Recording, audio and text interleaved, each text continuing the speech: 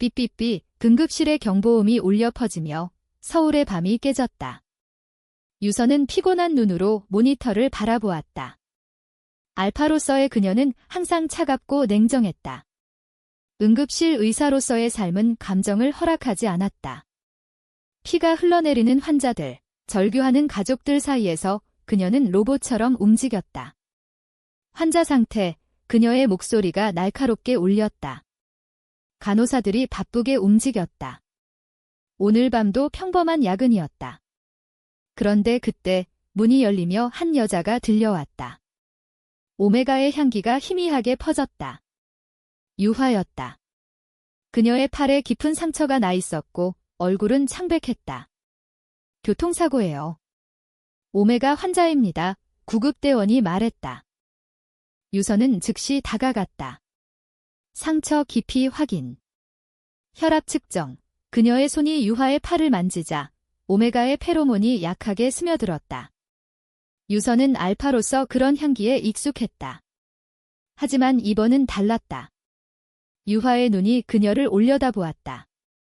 아파요. 선생님. 그 목소리가 떨렸다. 유서는 무심코 대답했다. 참아. 곧 끝나 봉합을 시작하며 그녀는 유화의 이야기를 들었다. 유화는 서울의 한 카페에서 일하는 평범한 오메가였다. 늦은 밤, 택시를 타고 집으로 가다 사고를 당했다. 가족은 유선이 물었다. 없어요. 혼자예요. 유화의 대답이 쓸쓸했다. 봉합이 끝난 후 유선은 유화를 관찰실로 보냈다. 그런데 이상했다. 그녀의 마음이 살짝 흔들렸다. 알파로서 오메가를 보호하려는 본능? 아니, 그 이상이었다. 유선은 응급실에서 수많은 오메가를 봤지만 유화의 눈빛은 달랐다. 순수하고 강인했다. 그날 밤, 유선은 퇴근하며 유화를 생각했다. 서울의 추운 겨울바람이 그녀의 코트를 스쳤다. 집으로 가는 지하철에서 그녀는 창밖을 보며 속으로 중얼거렸다. 왜 그럴까? 다음 날, 유선은 병원으로 출근했다. 응급실은 여전했다. 환자들이 밀려들었고 그녀는 다시 차가운 의사가 되었다. 점심시간, 카페테리아에서 커피를 마시는데 유화가 나타났다. 선생님. 유화가 웃으며 다가왔다. 팔에 붕대를 감은 채였다. 퇴원했어요. 감사 인사드리려고 왔어요. 유선은 놀랐다. 필요 없어. 일상적인 일이야. 하지만 유화는 고집을 부렸다. 커피 한 잔 사줄게요. 제발요. 유선은 처음으로 망설였다. 알파로서의 그녀는 사람들과 거리를 두었다. 가족도, 친구도 없었다. 병원이 그녀의 전부였다. 둘은 병원 근처 카페로 갔다. 서울의 거리는 사람들로 북적였다. 유화는 자신의 이야기를 풀어놓았다. 저는 시골에서 올라왔어요. 부모님은 오메가인 저를 이해 못하셨어요. 그래서 서울로 왔죠. 카페에서 일하면서 꿈을 키워요. 화가 되고 싶어요. 유화의 눈이 반짝였다. 유서는 듣기만 했다. 너처럼 낙관적인 오메가는 처음 봐. 그녀의 말에 유화가 웃었다. 선생님은 왜 그렇게 차가워요? 알파라서. 유서는 대답하지 않았다. 그녀의 과거가 떠올랐다. 어린 시절, 알파로서의 압박, 부모의 기대, 병원에서의 실패. 감정을 숨기는 게 습관이 되었다. 그날부터 유화는 병원을 자주 찾았다. 상처 확인해주세요. 핑계였다. 유서는 알면서도 받아들였다. 둘은 점점 가까워졌다. 서울의 봄이 다가오며 벚꽃이 피었다. 유서는 유화를 한강공원으로 데려갔다. 여기서 산책해. 유선의 말에 유화가 기뻐했다. 선생님, 처음으로 웃으시네요. 유선은 부정했다. 하지만 사실이었다. 유화와 함께할 때 그녀는 미소를 지었다. 알파와 오메가의 연결, 그것은 운명처럼 느껴졌다. 그러나 사회의 시선이 둘을 가로막았다. 한국 사회에서 레즈비언 관계는 여전히 금기였다. 유선의 동료들이 수근거렸다. 저 의사님, 오메가랑 이상해. 유선의 마음은 점점 복잡해졌다. 병원에서 유하를 만날 때마다 그녀의 페로몬이 유선을 자극했다. 알파로서의 본능이 깨어났다. 하지만 유선은 억눌렀다. 이건 안 돼. 그녀는 자신을 탓했다. 유하는 순수했다. 카페에서 일하며 그림을 그리던 그녀는 서울의 바쁜 삶 속에서 빛났다. 선생님, 제 그림 봐주세요. 유하가 병원으로 그림을 가져왔다. 한강의 풍경, 벚꽃 아래 두 여자의 그림이었다. 유선은 가슴이 아팠다. 예쁘네. 그녀의 칭찬에 유하가 행복해했다.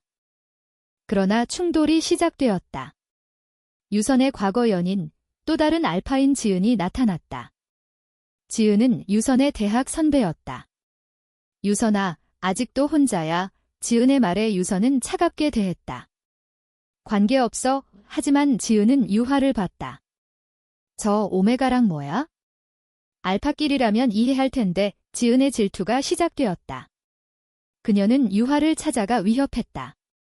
유선은 나랑 과거가 있어? 포기해. 유하는 충격받았다. 선생님. 사실인가요? 유하의 눈에 눈물이 고였다. 유선은 설명했다. 과거야. 끝났어. 하지만 유하는 상처받았다. 저는 오메가라서.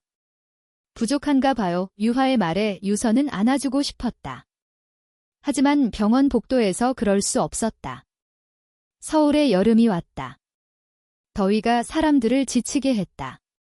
유선은 야근 중에 유하를 생각했다. 미안해. 그녀는 문자를 보냈다. 유하는 답했다. 괜찮아요. 믿어요. 둘의 관계는 깊어졌다. 주말, 유하의 집으로 갔다. 작은 원룸, 그림들로 가득했다. 제 세계예요. 유하가 웃었다. 유선은 유하의 손을 잡았다. 너와 함께라면 나도 변할 수 있을 것 같아. 그 순간 둘은 키스를 나눴다. 부드럽고 따뜻한. 하지만 그 키스는 시작이었다. 지은의 반격이 왔다. 그녀는 병원에 소문을 퍼뜨렸다. 유선이 오메가 환자와 사귀어 동료들의 시선이 바뀌었다. 원장이 유선을 불렀다. 의사로서의 이미지를 생각해 유선은 분노했다. 개인사예요. 하지만 압박이 커졌다. 한국 사회의 보수적 시선, 알파와 오메가의 관계조차 논란이었다. 레즈비언이라면 더했다. 유하는 카페에서 해고당했다. 손님들이 불편해해 사장의 말이었다. 유하는 울었다. 왜 그래야 해요? 그녀는 유선을 찾았다. 선생님, 우리 포기할까요? 유선은 안 왔다. 아니. 함께 할게. 둘은 서울을 벗어나 제주도로 여행을 갔다. 바다바람, 검은 모래사장. 여기서 새로 시작해요. 유하의 말에 유선이 고개를 끄덕였다. 하지만 제주에서도 과거가 따라왔다. 지은이 유하를 찾아왔다. 유선은 나랑 결혼할 거야. 거짓말이었다. 유하는 믿지 않았다. 선생님을 사랑해요. 싸움이 벌어졌다. 지은의 반격은 유선의 직장을 위협했다. 유선은 선택의 기로에 섰다. 병원이나 유하. 나는 의사야. 그녀의 말에 유하가 슬펐다. 알아요. 하지만 둘의 갈등이 깊어졌다. 서울로 돌아온 후 유선은 지은을 만났다. 그만에 지은은 웃었다. 내가 나를 버렸잖아. 과거의 배신이 드러났다. 지은은 유선을 사랑했지만 유선은 감정을 숨겼다. 이제 유하가 그 자리를 채웠다. 가을 바람이 서울을 스쳤다. 단풍이 물든 거리에서 유선과 유하는 다시 만났다. 미안해. 유선의 사과에 유하가 안겼다. 사랑해요. 둘의 관계는 더 단단해졌다. 하지만 사회의 벽은 높았다. 유하의 부모가 서울로 왔다. 오메가로서 결혼해야 해. 부모의 말에 유하는 반항했다. 저는 알파 여성을 사랑해요. 부모는 충격받았다. 한국의 전통 가정에서 그런 사랑은 받아들여지지 않았다. 집으로 돌아와 부모의 강요에 유화는 울었다. 유서는 유화를 지키려 했다. 제가 책임질게요. 하지만 부모는 거부했다. 의사님. 여자끼리 무슨 내 편견이 둘을 갈라놓으려 했다. 유서는 병원에서 압박을 받았다. 환자들이 피했다. 저 의사님, 이상의 소문이었다. 유서는 지쳤다. 알파로서의 강인함이 무너졌다. 유화야, 우리 헤어질까? 그녀의 말에 유화가 소리쳤다. 안 돼요. 둘은 한강에서 밤을 보냈다. 별빛 아래 서로의 이야기를 나눴다. 유화의 과거가 드러났다. 시골에서 오메가로서 차별받았다. 학교에서 왕따 당했어요. 그래서 서울로 왔죠. 유서는 공감했다. 나도 알파라서 기대가 컸어. 실패하면 안 됐지. 둘의 아픔이 연결되었다. 겨울이 왔다. 눈이 내리는 서울. 유서는 유화를 데리고 크리스마스 마켓으로 갔다. 불빛 속에서 둘은 손을 잡았다. 영원히 함께하게 유선의 약속이었다. 하지만 배신이 왔다. 지은이 유화의 부모에게 연락했다. 유선은 위험해 거짓 소문. 부모는 유화를 강제로 시골로 데려갔다. 유화는 문자를 보냈다. 도와줘. 유선은 달려갔다. 기차를 타고 시골로. 눈보라 속에서 유화를 찾았다. 유화, 그녀의 외침에 유화가 달려왔다. 선생님, 둘은 포옹했다. 부모는 막았지만 유선의 진심이 통했다. 딸을 사랑해요. 지켜줄게요. 돌아온 서울에서 둘은 새 삶을 시작했다. 유화는 그림 전시회를 열었다. 유선은 응원했다. 하지만 고난은 끝나지 않았다. 병원에서 유선은 해고 위기에 처했다. 이미지 문제야. 원장의 말. 유선은 싸웠다. 제 사랑은 죄가 아니에요. 동료들이 지지했다. 일부는 한국 사회의 변화, 느리지만 일어났다. LGBT 커뮤니티의 목소리가 커졌다. 유화는 유선을 위해 그림을 그렸다. 우리 이야기. 전시회에서 사람들이 감동받았다. 아름다워. 한 관객의 말에 둘의 사랑이 공공연해졌다. 하지만 지은의 최후 반격. 그녀는 유선의 의료 기록을 조작하려 했다. 내가 나를 버린 대가야. 이유선은 알았다.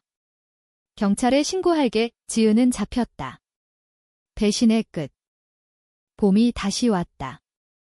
벚꽃 아래 유선과 유화는 산책했다. 지난해처럼 유화의 말에 유선이 웃었다. 이번엔 영원히. 병원은 유선을 복직시켰다. 사회의 변화 덕분이었다. 한국에서 LGBT 권리가 논의되기 시작했다. 둘은 함께 살기로 했다. 작은 아파트, 그림과 의료책으로 가득. 우리 집. 유화가 기뻐했다. 하지만 내부 갈등이 생겼다. 유선의 일중독. 야근이 많아 유화는 외로웠다. 나랑 시간 좀. 오메가로서의 유화는 알파의 보호를 원했다. 유선은 노력했다. 미안. 변할객. 주말 데이트, 한강 피크닉. 한국 음식, 김밥과 떡볶이. 맛있어. 유화의 웃음에 유선의 마음이 녹았다. 여름 축제에서 둘은 춤췄다. 불꽃놀이 아래. 사랑의. 유선의 고백. 하지만 유화의 건강이 나빠졌다. 오메가로서의 스트레스. 피곤해. 유선은 진찰했다. 휴식이 필요해. 둘은 여행을 갔다. 부산 바다. 파도 소리 속에서 유화가 말했다. 선생님 덕분에 행복해요. 유선은 눈물을 흘렸다. 처음으로. 가을에 유화의 부모가 화해를 청했다. 미안해. 부모의 말에 유화가 안겼다. 이해해줘서 감사해요. 가족 모임, 전통 한식. 김치찌개와 불고기. 유선은 어색했지만 받아들여졌다. 딸처럼. 부모의 말. 겨울, 크리스마스. 유선은 프로포즈했다. 결혼할래. 반지 대신 그림. 유화가 그린 둘의 초상. 유화는 울며 예스. 영원히 하지만 현실이 왔다. 한국에서 동성 결혼은 불법. 상징적으로 둘은 친구들 앞에서 서약했다. LGBT 커뮤니티의 지지. 지은의 그림자가 사라졌다. 그녀는 사과했다. 미안. 질투였어. 유서는 용서했다. 과거야. 인생의 교훈. 새해가 밝았다. 유선과 유하는 함께 새 목표를 세웠다. 유하는 화가로서 성공했다. 전시회에서 상을 받았다. 선생님 덕분 유선은 병원에서 승진했다. 응급실 과장, 동료들의 축하. 하지만 바쁜 삶 속에서 갈등. 유하에 더 시간 줘. 유선의 일이 우선. 싸움. 왜 이해 못해? 유하의 눈물. 유선은 반성했다. 알파로서의 책임감. 하지만 사랑이 더 컸다. 미안. 함께할게. 화해의 키스. 봄 축제에서 재회처럼. 여름, 더위 속에서 유하의 임신. 아니, 오메가로서의 히트 사이클. 하지만 이야기에서 생략. 대신 건강관리. 유선의 돌봄. 가을, 여행. 경주 사찰. 한국 문화 속에서 둘의 사랑 확인. 우리 운명이야. 겨울, 눈 속에서. 유선의 사고. 응급실에서 환자 구하다 부상. 유하의 걱정. 사라져. 유선의 회복. 너 덕분. 고난 속에서 깊어진 사랑. 시간이 흘렀다. 유선과 유하는 서울에서 안정된 삶을 살았다. 유하의 그림은 유명해졌다. 유선은 병원에서 후배를 가르쳤다. 감정을 숨기지 마. 그녀의 조언. 사회는 변했다. LGBT 법안 통과. 둘은 법적 결혼. 하지만 유하의 병, 오메가로서의 약함. 치료받자. 유선의 눈물. 병원 생활. 유하의 미안. 유선에 함께할게. 마지막 순간, 벚꽃 아래. 사랑했어. 유하의 미소. 유선의 울음. 유하의 죽음. 하지만 인생의 교훈. 유선은 유하의 그림을 통해 살았다. 너의 미소, 영원히. 인문적 결말. 사랑의 힘, 사회 변화. 유선은 새로운 오메가를 도우며 살았다. 유하처럼 끝.